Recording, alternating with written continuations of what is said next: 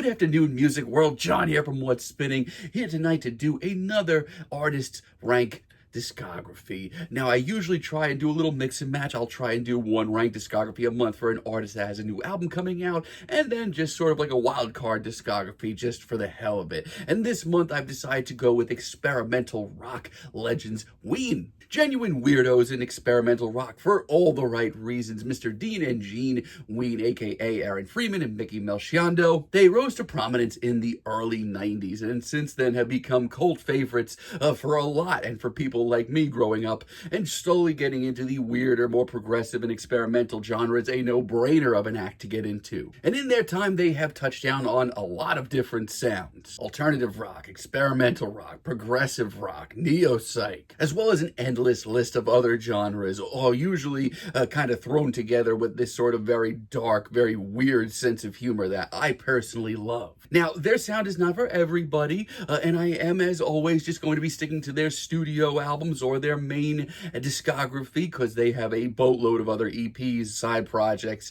and live albums as well. But for now, let's just dive in, and as always, remember, this is just opinion, folks, so just let's have some fun. Alright, so kicking things off at number 9, I'm going to put 2007's La Cucaracha. Yeah, from what I see, this is a lot of Ween's fans' least favorite record from them, and I'm kind of in that same boat as well. I mean, listening to this record, especially, you know, when I re-listened to it for this, it's just kind of more sad than anything. I mean, White Pepper and Quebec were only a few years before this record, and those are two records that show the band aging very gracefully, evolving, going with the flow as well, but this is just sad. And it's not like they don't try on this record. I feel like Dean and Gene are trying very hard, but just coming up very short. The production on this thing is not exciting. As a matter of fact, more often than that, it's very clunky and awkward. My biggest gripe here is there's no real flavor to this record. It's not quirky or funny. It's not overly weird. It's not even exciting in the instrumental department. It just kind of exists. Not only that, but it's just so exhausted sounding at the end of the day. I don't know. For a band that's just tried so much, achieved so much, and has been so colorful and personality filled for years, this is just a massive letdown for me. Number 8, I'm going to put Pure Guava from 1992. This may come as a surprise, but this is not necessarily my favorite era of Ween either. I mean, if you look at the time period, it's an odd time for Ween. They were kind of taking off. Push the Little Daisies was pretty huge for them, but at the same time, they were still very much an underground sensation. And because of that, I've always felt like this record is very lopsided. And yes, there are totally viable weirdo ideas on this record. There's some very memorable moments. Stylistically, it's a very vibrant album as well, but I feel like it's more miss than hit.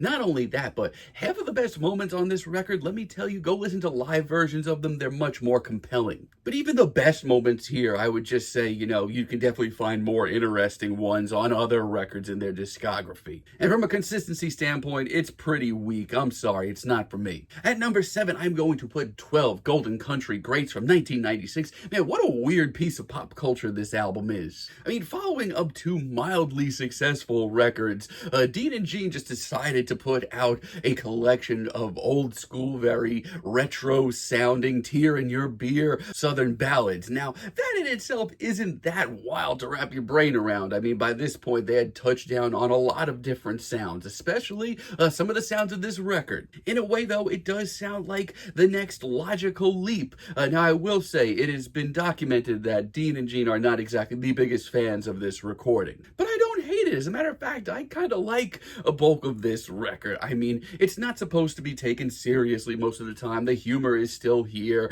as is most of Ween's discography. There are moments here that are hilarious, but there are also moments where, honestly, I'm shocked that they put off this sound so well. It's hilarious at points, heartwarming at others. It's a weird medium between a complete parody and a genuine tribute. And it's not that long either, so I'd recommend giving it a shot. It's not the wildest or craziest thing in Ween's discography, but it is a lot of fun. At number 6, I'm going to put White Pepper.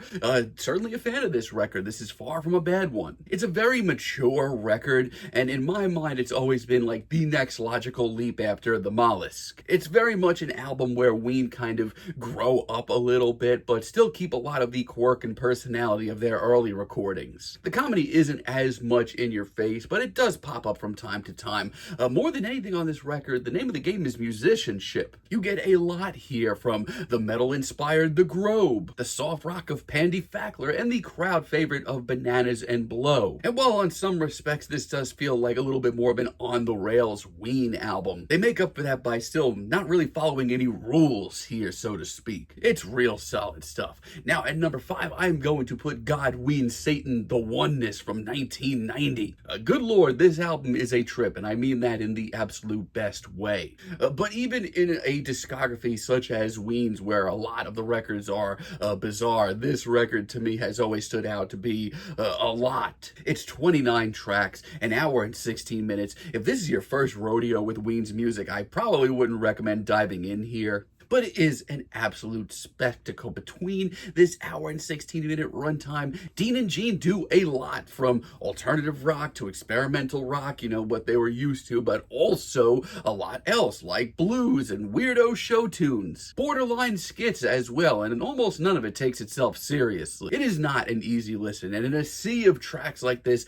some of the ideas don't hit as hard as others, but the humor is on point. It is very thrilling, and just to hear just the wide array of sounds and ideas here, it's absolutely worth a listen. Now, number 4, I'm going to put Quebec from 2003, an album that took me forever to listen to when it first came out, even though a lot of people in my circle were hyping it up as this really great Ween record, and it is. I mean, I've heard very few albums come off this, both sad and tragic, but also colorful and full of quirky ideas. Dean and Gene, alongside of longtime drummer Claude Coleman, were all going through quite a lot around this time. But they came through with a sound that showed them transition to a modern psych pop and neo-psych sound and do it really classy. Hell, they take a lot of risks here, and coming from a band like Ween, who have done nothing but take risks, I feel like, that's a pretty big statement. I feel like it's one of the band's easiest projects to take in at the end of the day, but there's also some real, crowd favorite sounds on this record as well. Just realize amongst the weirdo ideas, there's a lot of very sad and tragic and bluesy moments as well. It's very solid. At number 3, I am going to put The Pod from 1991, which, let me tell you, is an album of extremes. Once again, a very long record, an hour and 16 minutes, but my God, I love The Pod. Much like their debut, God, Ween, Satan, The Oneness, if this is still your first rodeo with Ween, I don't know if this is the album to start with. But when you do listen to it, you are going to hear the clashing highs of the chaotic good in Ween's discography and the chaotic lows of the chaotic evil in Ween's discography. You're getting much more wilder tunes here, like Sketches of Winkle and Dr. Rock, but you're also getting the experimental moments as well as the comedy. And this album has always been one of my favorites from Ween. But like I said, it is an album of extremes, and you never really know what's coming next here. There are jokes that go on for way too long. There are moments of sheer beauty here, like Right to the Ways to the Rules of the World and Oh My Dear Falling in Love. And I will say, the only reason that this wasn't like a spot higher is because of tracks like Molly, Nicole as well, which just go on for way too long. But overall, this is an absolute trip and a blast of a record that I highly recommend. Now at number 2, I'm going to put 1994's Chocolate and Cheese. I hate to be that guy, but in a lot of ways, this is the quintessential Ween record. It was also my first, and compared to their first few recordings, I often urge people to dive in here with Ween's discography before backtracking a little bit.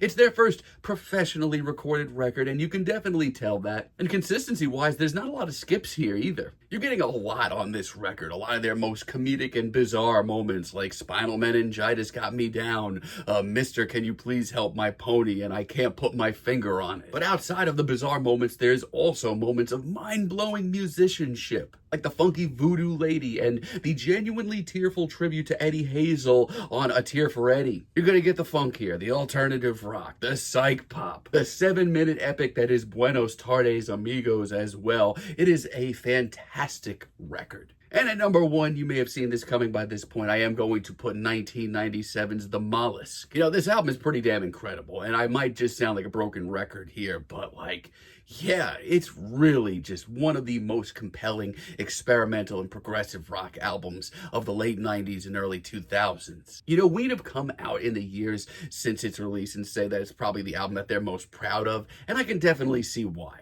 It brings in a lot more progressive rock elements than their early releases for a nautical-themed record that is, quite frankly, just a freaking blast. I mean, some of the band's most exquisite and classy instrumentals pop up on this project, but there's plenty of far-out ideas that you would expect as well that pop in throughout. And from a comedy stance, it may not be as in your face this time around, but there certainly are bizarre concepts and ideas. I mean, between Ocean Man, the demented I'm Dancing in the Show Tonight, and the A+ sea shanty that is the Blarney Stone, there is so much to love about this record. It was a first listen love for me when it first came out, and it's only grown on me ever since, so I'm definitely comfortable with it at #1. But let me know down below what your ranking is like for Ween's discography. If you like the video, be sure to give us a like, give us a subscribe. If you're feeling froggy, turn on those notifications, and let me know down below what you would like for me to chat about in the future. And until next time, have a great day, friends.